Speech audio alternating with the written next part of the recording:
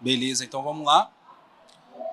Bom dia para quem for de bom dia, boa noite para quem é de boa noite, boa tarde para quem está assistindo a gente à tarde. Está começando o nosso Pod Jovem diretamente da Bienal, tá? Ele que é o podcast voltado para o programa Jovem Monitor Cultural, para que a gente possa saber e entender todas as engrenagens dessa política pública, ela que é a maior política pública de formações culturais de juventudes da América Latina. Hoje são jovens entre 18 e 29 anos que atuam em espaços municipais culturais, como casas de cultura, teatro, centros culturais, bibliotecas e EMIAs. Agora temos as EMIAs no programa Jovem Monitor Cultural também.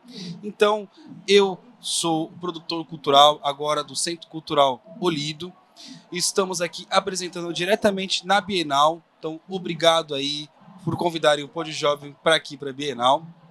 E agora temos a nossa nova copilota aqui do Pod Jovem, a Carol Petrucci. Seja muito bem-vinda, Carol. Obrigada, Renato. Ela será a nossa nova âncora, então vamos dividir aqui os microfones. Eu, Hélio e o Alexandre vamos atuar juntos dentro do nosso querido Pod Jovem. E antes da gente apresentar a nossa ilustríssima convidada de hoje, ela que é, inclusive, a sua gestora, né, a sua gestora da EMIA, a Carol vai se apresentar também. Já tivemos um episódio com a Carol, para quem acompanha a gente conhece a Carol, mas assim, ela vai se apresentar de novo para vocês. E antes de eu passar a palavra para ela, eu vou fazer minha autodescrição. Eu sou um homem negro, com um cabelinho bem baixinho, mas enroladinho, uma barba passando da altura do rosto para baixo, um bigode que está encaracolado assim para os lados, um óculos redondo da cor cinza, um anel na mão direita, um relógio preto da mão esquerda. E eu tô com uma camiseta... Que cor que é essa, Carol? Estampada de tons terrosos. Isso, muito obrigado, Carol. E um crachá aqui da Expo, olha. É um crachá aqui da Bienal, tá bom, gente? Com escrito expositores e o meu nome completo. Então, sem mais enrolação, Carol, agora a palavra é com você. Bom dia, galera. Muito obrigada aí pela escuta. Um prazer estar ocupando esse espaço aqui com uma presença tão ilustre quanto Jocarla Gomes. Eu sou Carol, jovem monitora cultural da EMIA Chácara do Jockey. Sou uma mulher branca de 1,70 m, cabelos castanhos um pouco abaixo do ombro, sobrancelhas grossas. Uso uma maquiagem brilhosinha, um vestido de preto e branco, uma blusa branca por cima e o mesmo crachá que o Renato.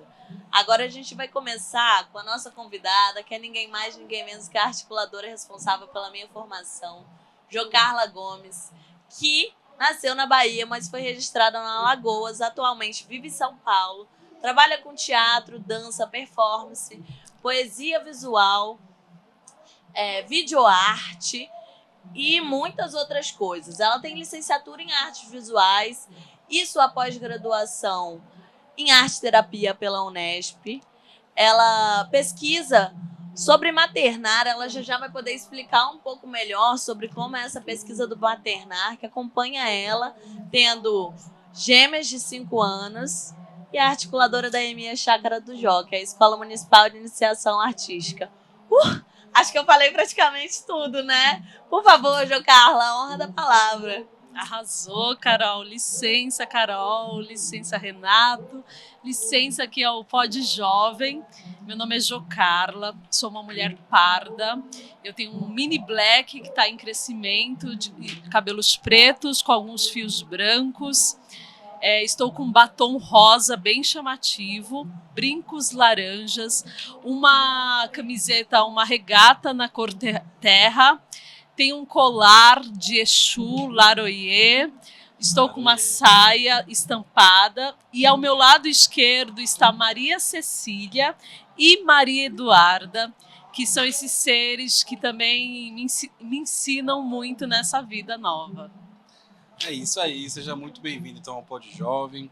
Vamos conhecer você um pouquinho, conhecer como é que é o seu dia a dia na EMIA. Lindas, lindas, lindas essas. São duas Marias, né? E assim, gente, eu sei que elas não estão aparecendo na câmera, mas elas têm um cabelo assim incrível, incrível. E nós estamos aqui na Bienal, gente, e as paredes são de vidro. As pessoas passam lá fora, às vezes a gente fica olhando pra elas, nossa, quanta gente. Tem gente que passa, tira foto, gente que passa, dá tchauzinho. Tem esse Então, movimento, né? Tem um movimento que tudo acontecendo aqui ao vivo. Quem sabe faz ao vivo. Jo Carla, uma dúvida minha em particular. Você não usa um nome artístico também porque você já pegou o seu ou esse é um nome artístico que foi inventado? Esse é um nome que foi inventado e tornou-se artístico, mas foi inventado aí por Josefa, minha mãe, e Luiz Carlos, meu pai. Josefa é uma mulher alagoana e meu pai é um homem cearense. E com toda a criatividade pegaram o Jô de Josefa e Carla de Carlos e juntaram esse nome. Jo Carla, tudo junto. E aí eu utilizo ele como nome artístico mesmo. Porque é bem diferente, né? Então o pessoal já sabe, já remete a você. A Jo Carla é a Jo Carla, só tem a Jo Carla no mundo.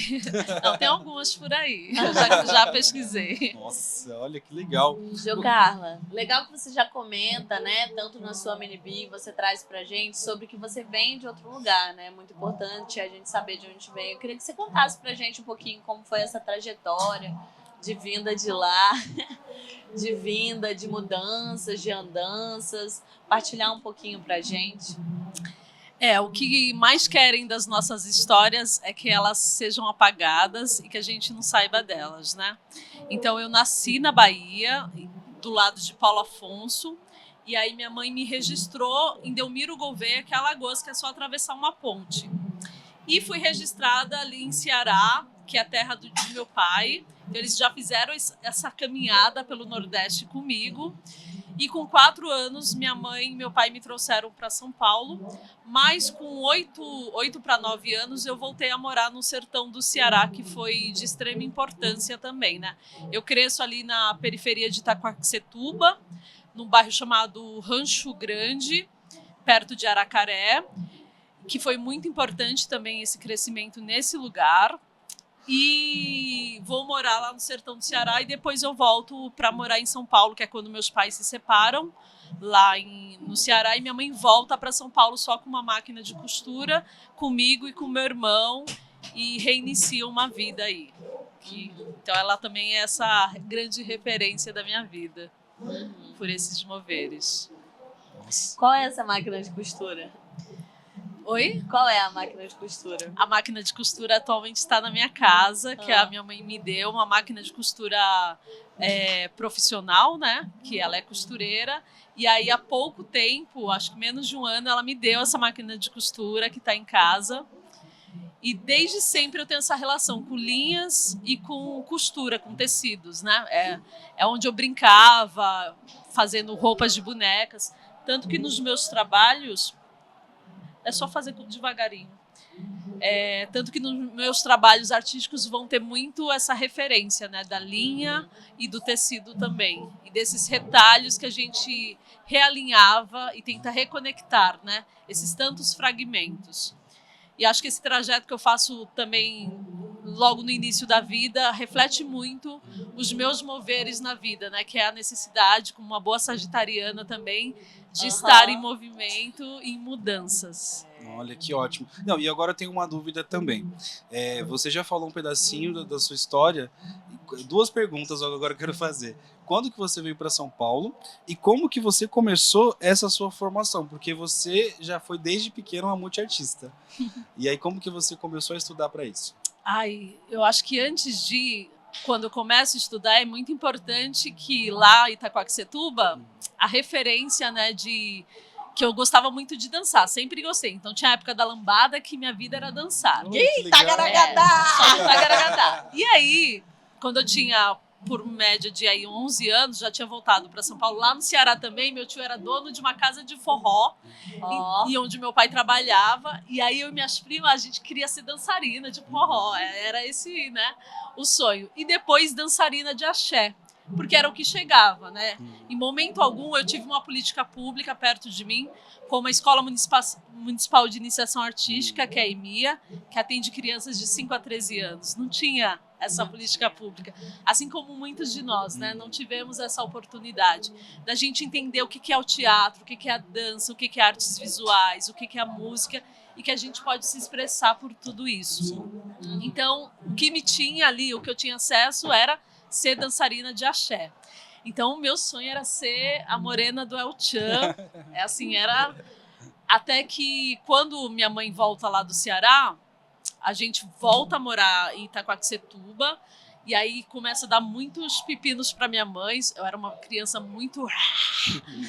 que causava. E aí, uma amiga minha, né, de 11 anos, ficou grávida, e minha mãe entrou em pânico. Minha mãe saía às 6 horas da manhã, voltava às 9 horas da noite, e eu ficava na rua, com a rede de apoio de minha mãe, e eu chamava a rede de apoio de minha mãe de fofoqueiras.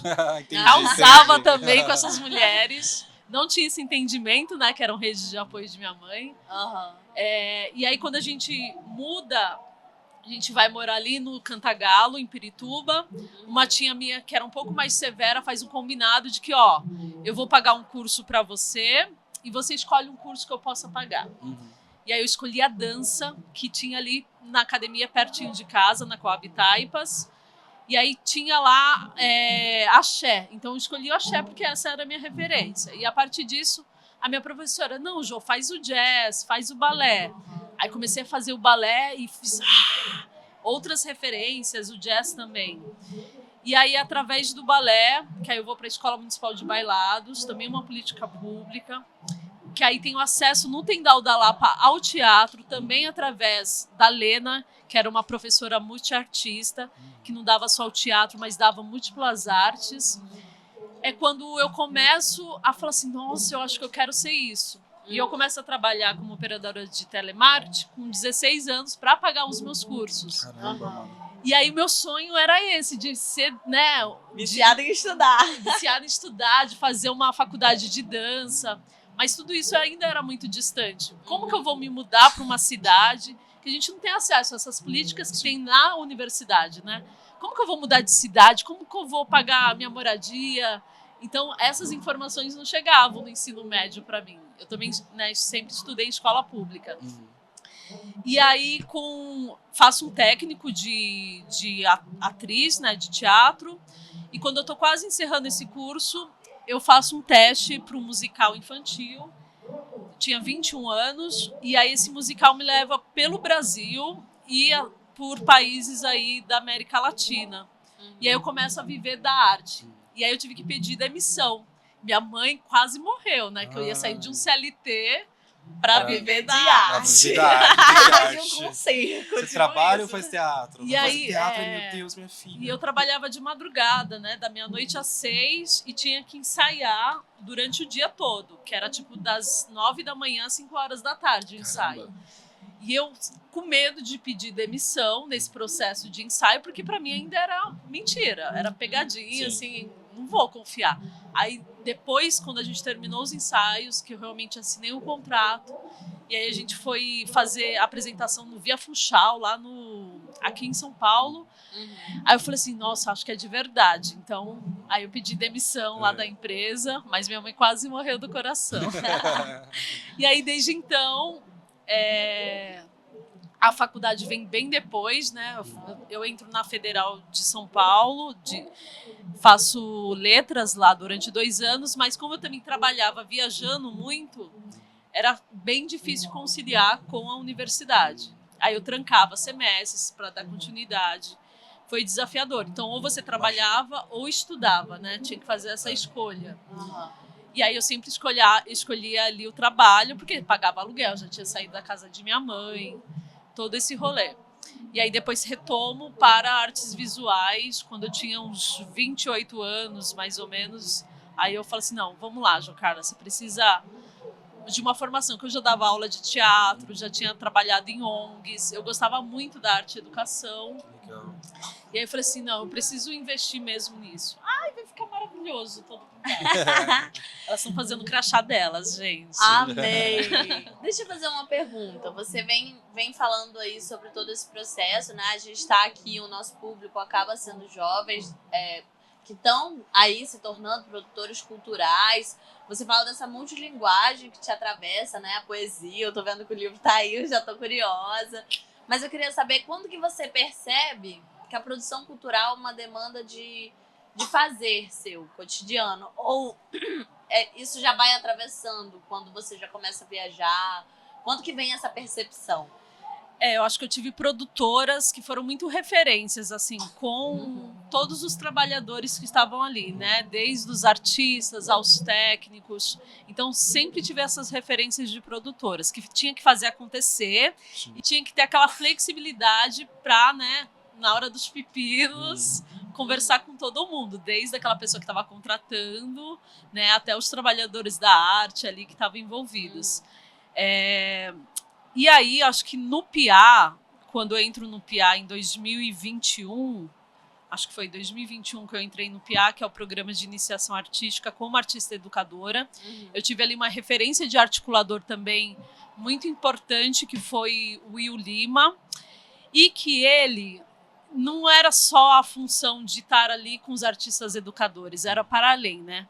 Era de descobrir junto com a gente o sol de cada um, que ele traz isso muito forte, de potencializar o sol de cada um, e isso também refletia nas crianças, né? Então ele não estava diretamente conectado com as crianças, mas sempre que tinha uma oportunidade dele estar presente nessas... Era de forma online, remota, desafiador. E ele tinha essa abertura do diálogo e de como chegar nas crianças, porque a gente estava de forma online, não era todo mundo que tinha internet, né? Então ele foi, eu lembro que nesse ano de 2021 ele foi muito aberto, muito disponível. A gente propôs ali um kit para PIA brincar, que foi um kit que ele conseguiu doações. E aí, a partir desse kit, que era kits para as crianças, que tinha giz de cera, massinha, folhas, propostas que a gente tinha feito também para as crianças brincarem e como chegar nessas crianças. Então ele tinha essa escuta muito aberta. E aí ele ficava, né? Jô, para mim e para outros artistas educadores, por que você não se inscreve como articuladora? Eu não, Deus me livre. Não. E aí no segundo ano também, ele ficava nessa insistência. Eu não. Quando eu me inscrevo para a EMIA, é como artista educadora, né? E aí sou convidada para ser articuladora. Então, dava um frio na barriga, porque eu nunca tinha assumido esse espaço, né? Como articuladora, atualmente estou como articuladora cultural. Gente, tá lindo! Olha a caixa delas! Olha! A Maria Cecília! Aí, ó. Arrasou! Aí a gente coloca dentro do plastiquinho. Mas, como eu tinha essas referências e muitas outras, né? De professores, de muita gente mesmo que passou pela minha vida, de como mover. Sim. E aí, sem esquecer que eu vim, né? Foi através também das políticas públicas, então lá no Tendal da Lapa, que eu consegui acessar, a Escola Municipal de Bailados, que eu consegui acessar. Então, também fazer valer, honrar esse lugar de onde foi possível eu me manter viva e achar canais de expressão, né? Eu acho que eu honro muito quando eu estou na EMIA, de fazer valer de onde eu vim, por onde eu passei. Porque se não fosse esses canais, talvez esse sonho de ser uma dançarina tinha morrido. E eu fui durante esse meu trajeto, né? Eu fiz parte de grupos de dança. Agora a Maria Eduarda. Olha! Elas fazem o crachá delas. Talentando. Tá. Personalizado, tá? Arrasaram. E aí é desafiador. Mas também a gente teve, nós articuladoras, tivemos guianças muito importantes de pessoas que eram da gestão cultural, né? A gente teve a Adriana Amaral, que era na época coordenadora de artes visuais e depois se tornou diretora das EMIAs, que foi uma pessoa que nas reuniões fazia essa formação com a gente também. Então, quando chega, por exemplo, o jovem monitor para as EMIAs novas, ela bate o martelo de que ali é um programa de formação e não um programa de trabalho dos jovens, né? Então, eu, como as outras articuladoras, a gente carrega essa informação e buscamos fazer valer a prática, que é tê-los como formadores ali, né? E também pessoas em formação e formadores daquele espaço. Porque o mais bonito de tudo, que a gente, né? Eu tô agora com 38, vou fazer 39 anos.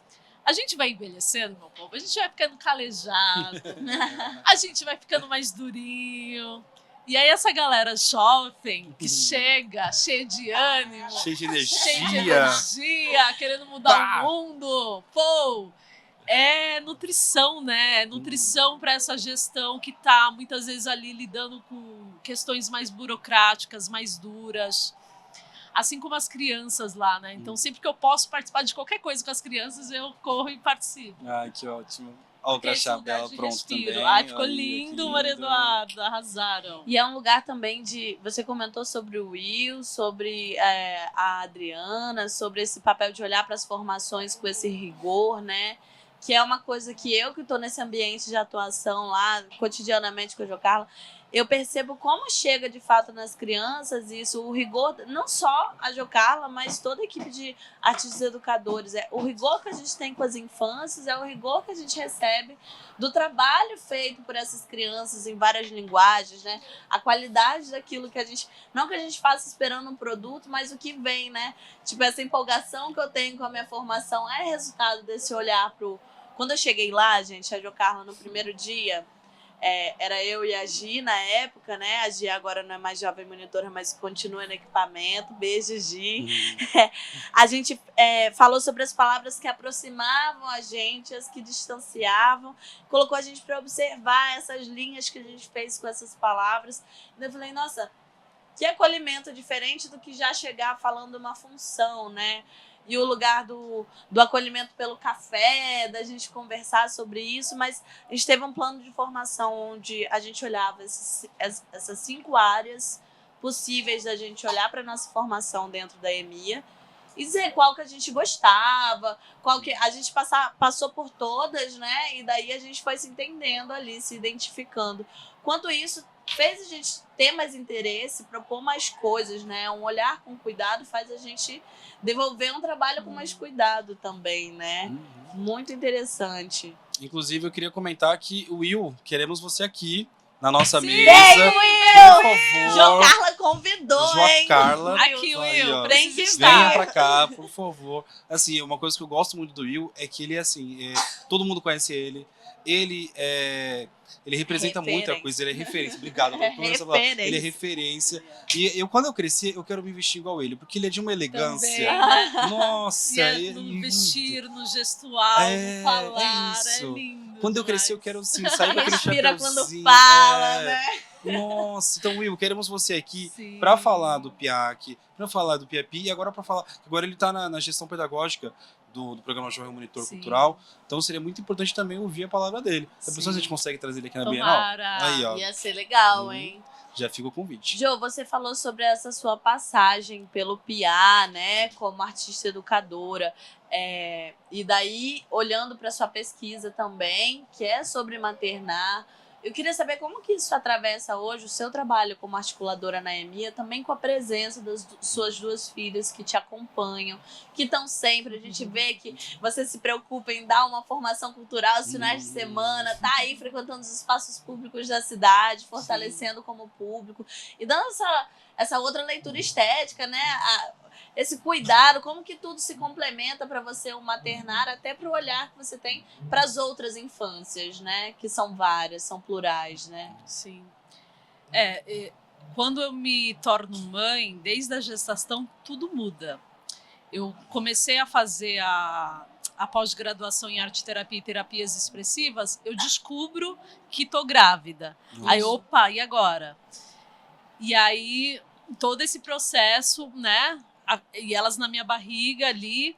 Quando eu vou finalizar o meu curso e tem a monografia, foi bem quando eu tinha acabado de parir elas. E é quando eu começo esse processo de pesquisa mesmo sobre o puerpério, que é esse período pós-parto, que pode durar meses, como pode durar anos, que é um período que a mulher está se reorganizando fisicamente, psicologicamente e socialmente. E aí eu lembro, quando elas tinham 4 meses, eu voltei a trabalhar no SESC como artista educadora, né? E aí era o tempo todo tirando leite e correndo para casa para dar leite. E quase eu não conseguia socializar com as pessoas. Sim. Porque eu estava, né, ou em algum ambiente tirando leite, ou correndo para voltar para casa. Isso me dava uma agonia muito grande. Logo em seguida eu trabalhei numa exposição e eu falei assim, eu vou enfiar o puerpério aí. Eu vou fazer uma visita guiada só para mães com bebês Olha, Uau. e gestantes. E aí a gente fez essa proposta e foi incrível, assim. Porque aí eu lembro que eu, né, fui falar com uma mulher que estava com bebê, eu falei assim, então, a gente vai ter uma visita daqui a pouco na exposição. Ela, ai, não, mas eu tô com bebê. Eu falei assim, não, amada, é para você mesma, assim, é para vocês. E aí levei as minhas filhas, convoquei, né, as estagiárias que estavam ali a trazerem suas filhas também, mapear quem estava dentro daquele educativo, que eram mais de 70 pessoas, quem era mãe, quem era pai naquele espaço, né? Quem era cuidador de crianças. E aí, juntos, a gente fez essa visita, essa guiança e recebendo essas presenças, que foi lindo. A partir daí, tudo que eu faço vai estar conectado. Quando eu começo a trabalhar na EMEA, eu me vejo distanciar disso. E acho que tem 2 semanas que eu me reconectei, até compartilhei contigo, né? Uhum. Tem quase 2 anos que eu tô na EMEA, e aí fiz uma proposta de roda de cuidado, né? Uma vez por mês, para convocar as pessoas que cuidam. Mas eu vi ali muito distante dos meus fazeres sobre arte e maternagem, sobre o cuidar, né? Cuidar de quem cuida, esses processos. E aí recebi uma visita essa semana passada de uma pesquisadora que queria conhecer a EMEA, e ela conhecia meu trabalho também, e ela falou assim, Jô, mas tem tudo a ver o que você está fazendo aqui com o seu trabalho. Porque fala sobre o cuidar, né? Fala sobre esse cuidar das pessoas, da equipe, Sim. das famílias. E aí a gente busca, né, dentro da nossa correria e de várias coisas que são para ontem, a gente busca sempre um momento de café, um momento de partilhas, assim como com os professores, um lugar de muita escuta, assim como com as famílias, criar espaços para essas famílias, espaços para essas crianças que não estão ali necessariamente no regular, pensar em propostas, né, junto com jovens monitores. Quais são as crianças que não conseguiram adentrar ainda essa política pública ou não conseguirão por conta de uma faixa etária, mas que a gente pode pensar propostas. E aí, por exemplo, quando o Augusto Leal, né, que é o artista que está com uma ocupação na EMEA, Tá chega. incrível, Gente, incrível. busquem aí Augusto Leal, esse artista Legal. incrível. É um artista de Simões Filho, na Bahia, e que tem ocupado muitos espaços e mexido, né, com as estruturas mesmo. E quando ele chega, ele move de novo as nossas estruturas. E aí é quando essa palavra cuidar, e que realmente todos nós que estamos ali somos responsáveis pelas crianças, é que aí de novo a gente é convocado. Porque mexe, né? Quando a gente está acomodado, as crianças sabem o que são, as famílias também, então a família pode relaxar, a gente pode relaxar. Mas chega algo novo, a criançada, meu amor, ocupa espaço mesmo. Essas daqui vieram fazendo, sabe, cipó, assim, quando você vai subindo no metrô. E é isso, todo espaço é um espaço de brincar. Sim. E isso incomoda muita gente. Sim. E aí o Augusto Leal chega com várias obras, e uma das obras é uma gangorra, que não é gangorra, Que legal. que está escrito poder, e se a gente pensar o poder, né, ele sobe e desce, Interessante. mas essa gangorra, ela gira, e ela não sobe e desce. Então, o poder, ele precisa girar. E as crianças, quando veem essa obra, elas não vão ativar de 1 em 1. Elas vão subir em 8, porque o poder é para muitos, não é para 2 pessoas. Então essa obra dele tem mexido muito com a gente e tem feito essa necessidade de realmente chamar as famílias, aqui é um espaço que sempre tem que ter um adulto mediano, porque a criança, ela pode se machucar. Sim. E aí eu falo com a equipe, a criança, ela pode se machucar no mundo que não houver cuidado com ela. Sim. Por isso que precisa desse olhar de todo mundo, né? A gente tem convocado aí todo mundo, assim, pessoal da limpeza, da segurança, as famílias, os jovens, os assistentes, vai passar, vai pegar um café, dá uma olhadinha, o que eu posso, né, organizar, o que está acontecendo ali. Então, Sem prestar atenção, porque a gente também tem eu sou pai também, e eu sempre tenho aquela cisma de, minha filha tá fazendo o quê? Eu tô lavando a louça, ela tá muito quieta. Filha, tá tudo bem? Tá tudo bem. Só que também, assim, desde criança, a nossa diferença de idade é pouca. Eu só disfarço bem. Mas desde criança a gente também ouve aquela coisa que criança é arteira.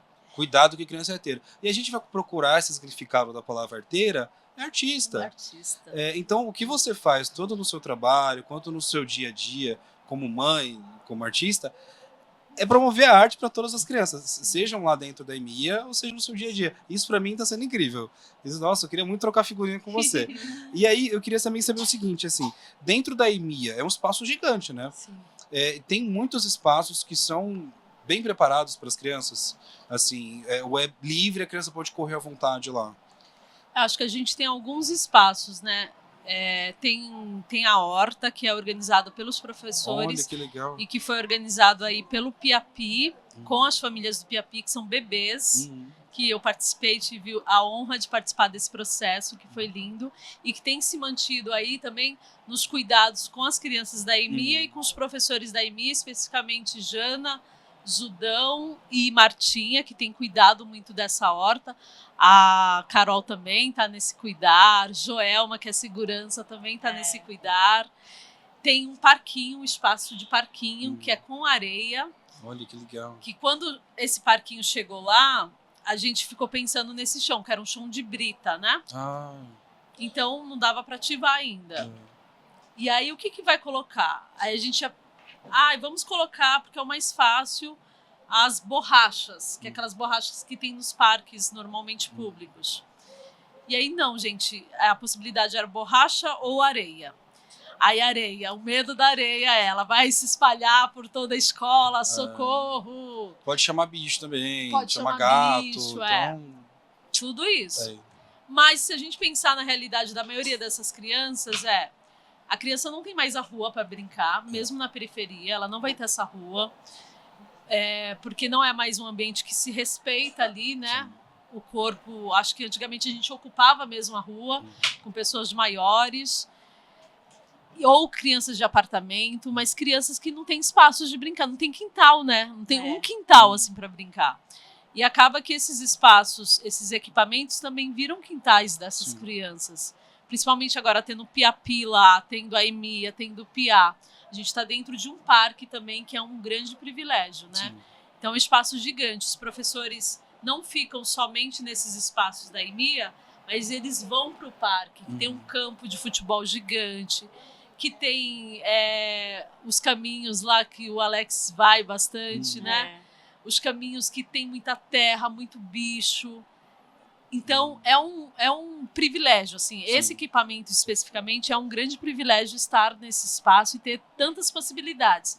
E tem uma rua central, que muitas vezes a gente ocupa como se fosse a rua. É uma rua dentro do parque, né? A gente chama de rua central. Claro, não tem trânsito ali de carro. Então, é a possibilidade de uma rua. Tem a galera do QG que joga futebol lá. Então, eles vão ativando e a ideia é que a gente ative mesmo, né? Ocupe. Essa semana eu tive conversa com os artistas educadores do Piá, que ali precisa virar realmente essa potência das infâncias, porque espaço tem. É o que não falta, ali é espaço. Quando eu conheci o parque lá, foi numa formação, foi o ano passado? Foi o encerramento, foi a festa. E eu entrei pelo outro lado, lá pelo parque, atravessei o parque, atravessei o campo. E aí você falou assim, é um espaço gigantesco. Que bom que tem um espaço dentro, uma EMEA dentro ali. Que bom, não sabia que tinha o Piá e o Piapi lá dentro também. Tem. Inclusive voltou agora, né? Isso. Voltou agora. Que legal que tem esse espaço, né? E que às vezes é um pouco de natureza que a gente vai ter ali nesse espaço entre duas avenidas, pensando que a gente está com a especulação imobiliária, a chegada do metrô, tudo isso acontecendo, né? Jô, você estava falando sobre o olhar para as pessoas que cuidam, e eu tive a experiência, a possibilidade, o privilégio de ver a sua performance.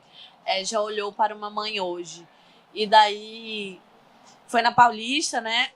Muitas coisas me atravessaram, entretudo, como você chegou nessa estética, né? Que você traz as suas referências culturais de onde você veio. Eu queria que você falasse um pouco sobre o processo criativo e os lugares que essa performance já passou. Sim. Então, lembrando lá da minha referência, né, quando eu adentro as artes, que é identificado como artes, é pelo balé clássico, que é um lugar duro, principalmente para esse corpo, que não é um corpo russo, né, não tem uma referência aí russa.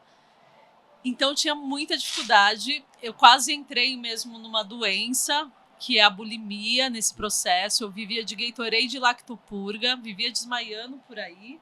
Ai, que maravilhosa, gente. Ela acabou de fazer uma sereia. Olha! Uau! Maria Cecília! Uau! E aí eu lembro que quando eu fiz, também no Tendal da Lapa, Maculelê, até me emociona porque foi a mesma sensação de quando eu dançava o axé. E eu tinha aquela alegria e aquela coisa no meu corpo que eu não sabia o que era. Pra mim eu tava dançando. Quando eu danço Maculelê de novo, eu falo assim, nossa, é possível dançar mesmo com prazer. Isso, né, o professor, que é o Tom Campos, foi o meu primeiro professor há 20 e tantos anos aí. Ele fazia parte de um grupo Abaçaí, então era possível dançar com prazer e viver de uma arte, assim. Aí é quando eu me abro para as danças afro-indígenas. E aí começo a pesquisar essas referências. Isso fica muito no meu corpo. Hoje eu danço por esse prazer mesmo, né? E aí fiz parte de um grupo que também fazia essa pesquisas afro-indígenas, que foi a Ceia Brasílica, que a gente foi lá para Pernambuco, pesquisamos. Olha, que legal. E aí eu lembro da noite que a gente estava ensaiando e passou lá nas ruas de Recife o surrão, que é um sino muito forte, o badalá de um sino, que era um caboclo de lança do maracatu rural, treinando, né? Que eles fazem um treinamento com esse surrão que pesa bastante, e ele estava fazendo essa caminhada dele. E aí isso eu guardei. Depois de muitos anos, essa imagem veio nesse processo, quando eu estava trabalhando nesse educativo, que foi logo no início, elas não tinham nenhum ano. Eu fiz esse processo de que eu preciso fazer uma performance desse desgaste físico, psicológico, né?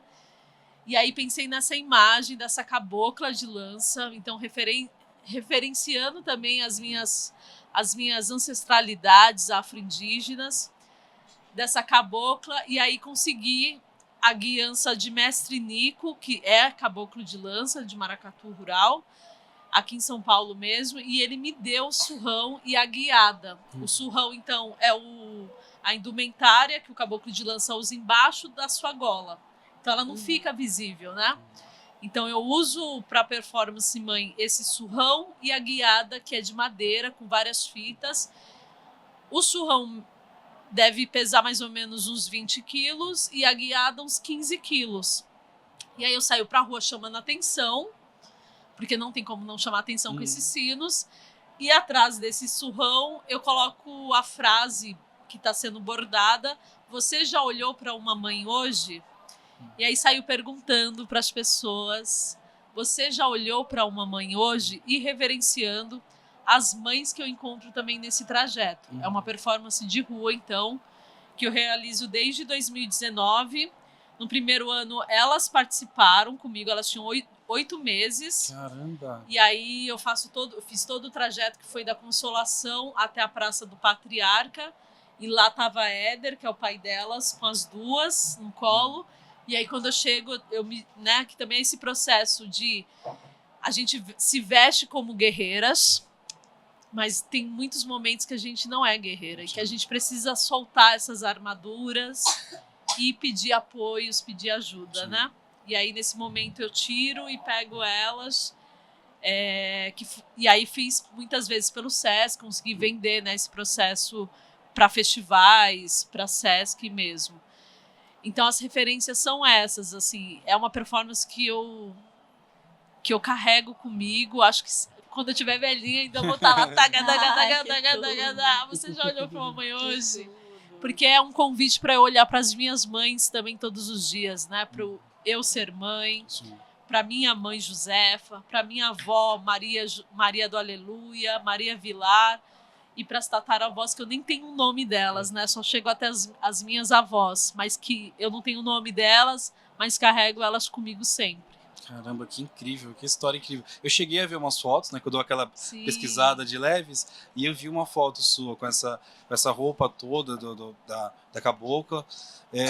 Eu não lembro onde que foi que você estava na foto, mas era assim no meio da rua mesmo. Sim. E eu fiquei, meu Deus, o que essa mulher tá fazendo no meio da rua? Aí, assim, você explicando, faz todo sentido. E é muito importante. Ter esse olhar para a maternidade é muito importante mesmo, assim, muito legal. Eu tenho a minha filha, assim, sou separado também da minha ex-parceira, da mãe da minha filha. Ela tem um outro rapaz de 14 anos. Minha filha tem outro, ela tem um outro rapaz de 14 anos. Olha os desenhos das Marias, gente, que lindos. Marias! Esses são de Maria Eduarda, gente. Que lindo. Nós amamos desenhar e pintar. E a gente vê, e eu vejo através dela também, que essa questão de maternidade é uma questão muito delicada. E não importa a idade. Ela teve o menino com 18 anos. A minha mãe me teve com 17. Então, desde antes de eu nascer, já era assim... Quem olha para esses cuidados de... Quem cuida de quem quem cuida de quem, né? Quem cuida de quem lá na cuida. biblioteca que eu atuava também tinha uma associação que usa essa frase, quem cuida de quem. E é uma associação que cuida de crianças, de mães de crianças atípicas. Uau. E aí, quando ela veio apresentar o projeto dela para apresentar reuniões na biblioteca, ela apresentou todo o projeto para mim e a gente saiu de lá emocionado. Porque, assim, é 10 vezes mais delicado crianças atípicas, porque a mãe, ela não tem nenhum suporte. Nenhum, assim. Então, essa associação, ela busca políticas públicas, ela busca ajudar essas mães, às vezes com uma enfermagem, às vezes com um advogado. Então, assim, parabéns pelo seu trabalho. Eu tô aqui também, e às vezes sensacional. Uma escuta, né? Às vezes uma escuta de qualidade é o conforto que a gente precisa. Bom, tô bem curiosa aí sobre esse livro, agora essa capa isso. bonita. Fale sobre eu quero seu que livro. você conte pra gente, mostre.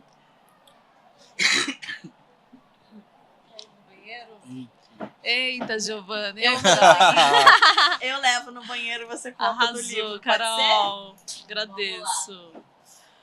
Que é assim, ao vivo e a cores. É ao vivo, é ao vivo. Se vira. Esse livro, ele surge também nesse processo do ser mãe, né? Eu acho que eu escrevo aí, desde que eu me entendo por escritora, eu tenho muito esse desejo da escrita mesmo, seja de narrativa, seja de poesia. E guardava muito desses poemas engavetados, porque também nunca disseram pra gente que era possível publicar um livro, né? Acho que a publicação de um livro é colocado num lugar muito distante. Sim. Durante a pandemia, então, 2022, eu entro em contato com amigos que têm uma editora independente e aí eles me explicam como funciona. E aí eu falei assim, não, então vamos. Então, eu também queria publicar um livro. Galera, é só buscar pessoal aí de editoras independentes. E aí, a partir disso, vocês vão verificar quais são os valores necessários e aí a gente faz uma pré-venda. Nessa pré-venda, dependendo da quantidade que a gente consiga vender, a gente consegue já o valor de publicar uma determinada quantidade de livros. E aí, depois, as outras quantidades a gente vai vendendo e aí sim esse valor vem pra gente, né? Então, é muito possível a publicação de livros. E aí, publiquei esse livro, que se chama Sobre as Linhas, Nossos Pequenos Gestos. Esse nome vem de uma performance minha, que depois vira um poema e que depois que vira o título de um livro. Com um desenho aqui, a ilustração de Charles Cunha, e tem também uma escrita muito bonita, muito sutil da Evelyn Sim, que também é uma poeta.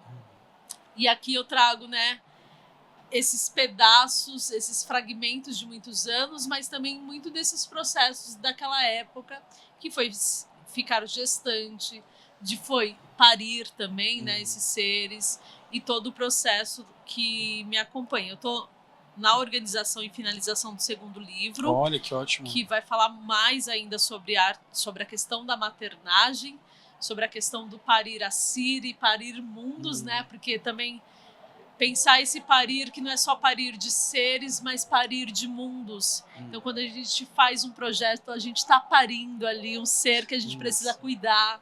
A gente está gestando, né? A gente gesta ele, a gente coloca ele no mundo e a gente precisa cuidar dele no mundo também. Isso. Então, trazendo esses vários olhares para pro parir. E já fazendo também assim, uma pequeno merchan, onde que a gente encontra o seu livro? Atualmente, somente com a Borboleta Azul, porque eu não tenho mais, os meus esgotaram. Então, se vocês quiserem procurar no Instagram, a editora Borboleta Azul, com eles vocês ainda conseguem pelo site. Ótimo. Quando a gente for postar o vídeo, a gente coloca na descrição o seu Instagram, Massa. coloca também o da Borboleta Azul, Arrasou. porque assim, é um livro incrível. Pelo que o pouco que você tá falando, esse aqui que você vai deixar de presente pra gente. Não, brincadeira, a gente vai atrás, a gente Sim. compra, porque assim, é nós por nós. Sim. Eu tenho uma filosofia que eu carrego aqui, que é o Ubuntu. Muito. Né? Então, se não for nós por nós, não tem massa. quem faça pela gente. E aí que eu volto assim para uma questão que eu gosto muito de conversar.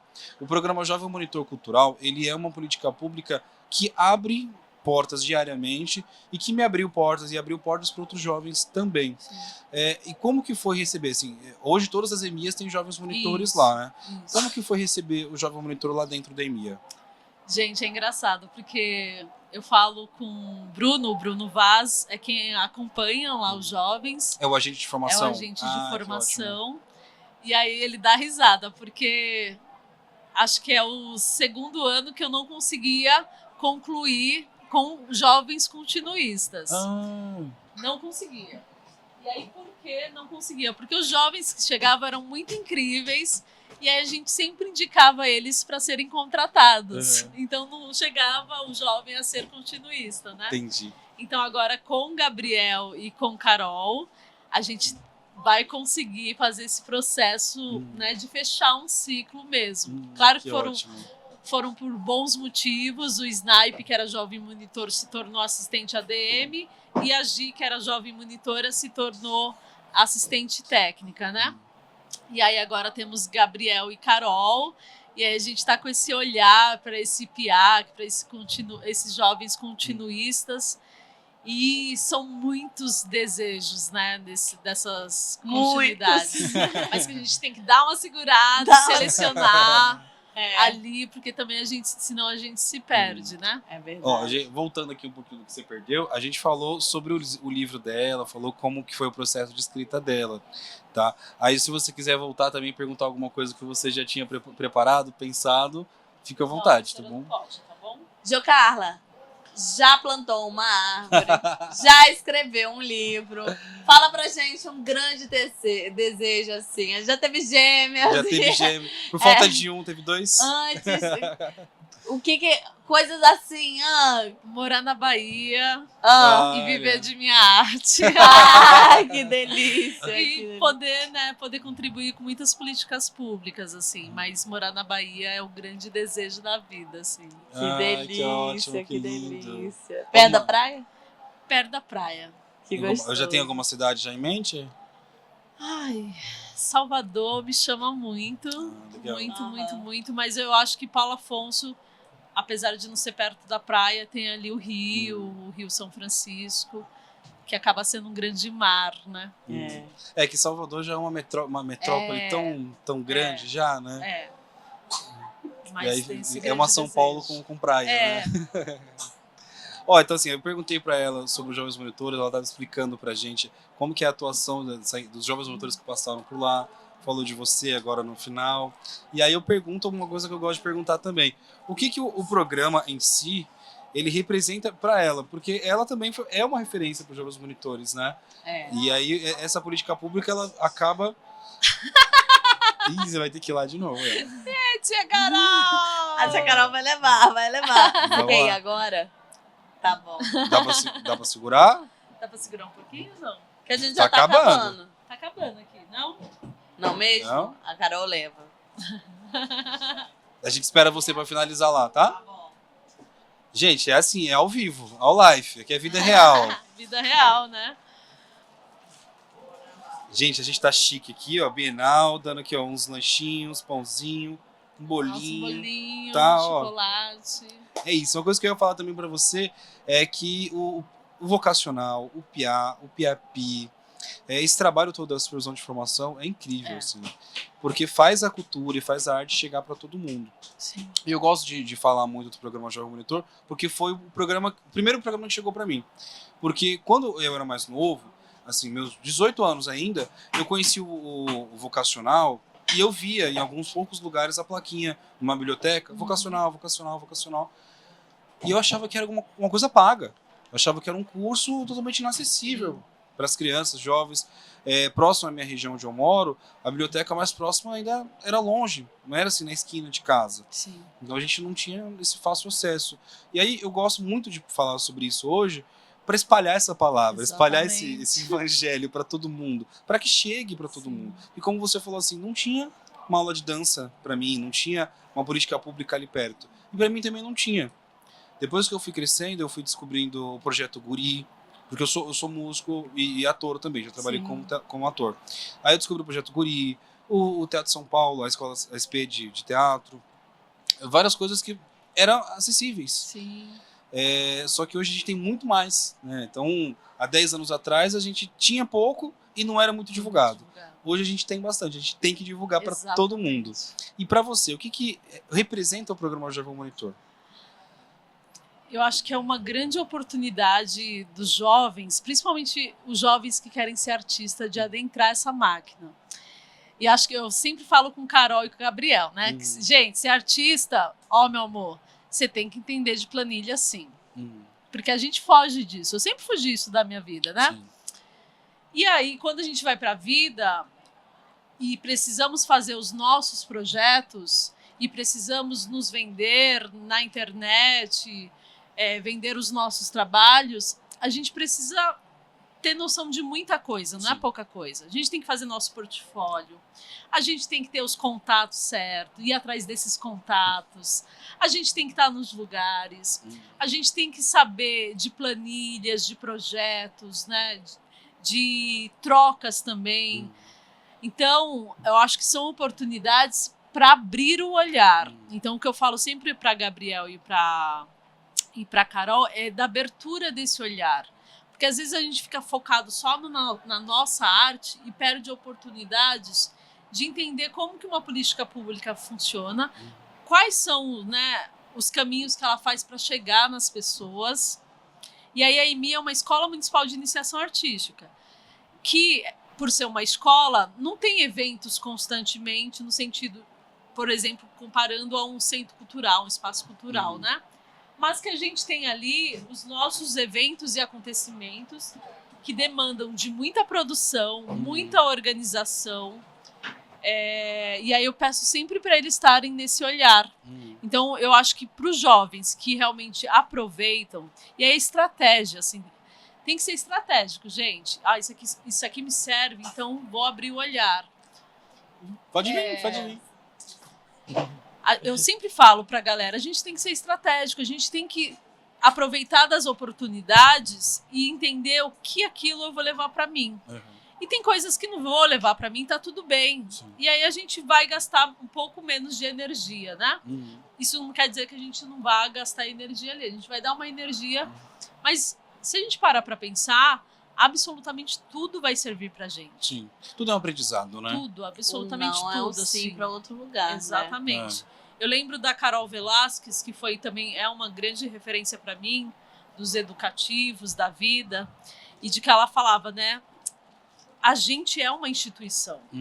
Se parar para pensar, a gente tem que se organizar para comprar comida, a gente precisa pagar contas, a gente precisa cuidar das nossas roupas, a gente precisa cuidar do nosso ambiente e a gente precisa cuidar das nossas relações. Isso é o básico de uma instituição. Sim. Né? De você se organizar. É uma forma de você se organizar. Que às vezes a gente fica, instituição. E muitas instituições você, mas como que eu aprendo a me colocar nessa instituição e criar outros espaços possíveis? Outras formas de se relacionar. Outras formas de fazeres, né? Eu acho que só ficar falando que está errado é o mais fácil, né? Sim. Mas como estrategicamente a gente, no miudinho mesmo, às vezes é só uma forma de como que eu deixo um papel na mesa. Eu posso jogar esse papel e sair. E aí outras pessoas vão jogar o papel na minha mesa e vão sair, né? São coisas pequenas. Então como que a gente olha para essas que eu falo que são micro-revoluções? É nelas que a gente tem que se ocupar.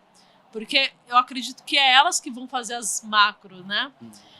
Acho que é esse mover, assim. Não, eu achei ótimo a sua fala desde o começo. Uma coisa que você falou no começo é a gente tem que aprender de tudo, fazer de tudo, porque o artista ele tem que saber mexer em planilha. E sim, porque uma hora a gente vai ter que fazer um projeto, a gente não vai saber fazer, porque tem que fazer uma escrita correta. Sim. A gente vai mandar um projeto, a gente tem que ter o PJ, a gente tem que ter o CNPJ, nossa, e onde que faz? Onde que faz? Como que faz? Por que faz? Sim. E a gente tem que aprender tudo isso. E dentro desse programa a gente acaba passando também. nem de uma forma breve, mas a gente acaba passando por isso. Sim, E é sim. muito, muito bacana. Pode falar. A gente tá dando nosso tempo, né? Isso. Tá dando as últimas considerações aí. Uhum. É, Vamos pro nosso bate-bola? Vamos bate-bola. Eu acho que eu tinha uma última coisa, uma última perguntinha. Se você tivesse projeto, a gente conversa muito de projeções lá na EMIA, né? E daí eu acho que é até num lugar também do sonhar pra uma parte disso acontecer, assim. Aqui, beleza. Se você tivesse que sonhar, um sonho pra EMIA, Chácara do Jockey, pra daqui a 50 anos, assim, pode ser um sonho bem utópico, o que você sonharia? Eu acho que não seria para ir minha Chácara do Jockey. Eu acho que Qual? seria para as EMIAs, assim. Para as EMIAs. Que tivesse mais EMIAs pela cidade de São Paulo, que tivesse em Simões Filho em várias cidades, né? Eu acho que essa política pública que pensa nas infâncias, nesse trajeto e de apresentar as artes para as infâncias como uma forma expressiva, isso não constrói só um artista, isso constrói um ser humano. Um coletivo. Então é imprescindível assim que essa política pública seja realmente copiada pelo nosso país, assim, de ter escolas de iniciação municipais de iniciação artística pelo país. É isso que eu desejo daqui a não tantos anos assim, mas que quando for daqui a 50 anos já tenha muitas, assim, muitas. Tomara. Então, 50 por ano, né? O Brasil todo, quem nossa, dera. ia ser Vamos de incrível. bate-bola, Porque só tem aqui então. em São Paulo. Pudesse ter no Brasil todo, ia ser incrível. É verdade. Investir profundamente assim na cultura. Verdade. Vamos de bate-bola, assim, agradeço desde já a sua presença. Incrível, as Marias também. Vocês gostaram de estar aqui? Sim. Gostaram? Ainda Vou. vai ficar melhor, que vai dar uma volta Vai nessa passear um Bienal, pouquinho. né? Vai curtir. Aí. Então, assim, o bate-bola pra gente conhecer melhor a Jo Carla e ela indicar coisas pra gente. Vamos lá, Jo Carla. Já que estamos na Bienal, vamos para a primeira pergunta. Indica um livro pra gente. Pode ser o seu, pode ser qualquer outro. Fique à vontade. Olhos d'Água, Conceição Evaristo. Olha. Esse livro Que vai muda estar minha aqui vida. hoje, 6h30. Ah, meu Deus. Olha, Coração tanta até gente dispara. legal. É. Poxa, olha aí. Bom, temos aí o livro indicação. E agora, uma música bacana pra gente. Caju, Lineker! Ai, Porque tá acabando linda. com meu, tá arrebatando meu coração. Não, de várias, todo de- mundo. É verdade, né? de várias pessoas. Ai, meu Deus. Um filme. Mulher Rei. Olha. Nossa, esse filme é incrível. Nossa, incrível. Nossa. Nossa. Assistam, gente. Quem não assistiu, só assista. E agora, uma referência. Uma referência pra você. Ah, citou várias hoje, né? Mas vai. É. Josefa Oliveira de Souza, minha mãe. Que ótimo. Essa grande referência. Legal. Vamos ter que mostrar pra ela. É. Ela vai assistir, ela vai assistir. Agora, a pergunta mais difícil. O que é arte pra você? E arte, eu acho que é a tentativa de um diálogo com mundos, né? Com pessoas, com espaços, com tempos. É a tentativa de. Não quer dizer que a gente consiga fazer esse diálogo. E se conseguir, maravilhoso. Mas eu acho que precisa ter a tentativa de, senão fica só uma masturbação ali, aquela arte que, né, Que não que não chega, né? Que Não não chega. chega. tem si mesmada, né? Isso aí. Então, Isso, muito isso é obrigada, arte. Jo Carla. Obrigada, meninas, por emprestar a mãe de vocês pra gente aqui, ficar conversando um pouco. Uma boa volta, uma boa Bienal Pode pra cantar, vai, você, canta aí. viu? Canta aí. Quer dar uma palhinha pra gente? quer falar com a gente? Não? Não. Fala seu nome. Não? Tudo bem. Tá Então, bom. muito obrigado mesmo, Jo Carla. Agradeço. Obrigado, Carol, pela presença. Obrigada. Valeu mesmo. Valeu, Jo. Nossa primeira gravação juntos aqui Rolou. na Bienal. É. Rolou. Então, gente, muito obrigado. Valeu mesmo. Segue lá, @castpodjovem no YouTube, no Instagram. Onde mais? Só isso. João Carla, suas redes sociais pra gente. É. Fala aí pra Sim. galera te acompanhar, te Meu seguir. Instagram é @jocarla_gomes. Olha aí. Aí sim. Segue lá, gente. Isso. Segue Se lá, E aí acompanhar. tem tudo sobre ela e tem o livro também. Sim. Tá lá Tem na várias Baleia indicações de Borboleta programação. Borboleta Azul. Ok. Várias indicações de programação aqui. Isso aí. E é isso, gente. Muito obrigada. Valeu, Esse foi mais valeu. um dia de Bienal. Bem próximos aí. Tchau, tchau. Valeu. Beijo!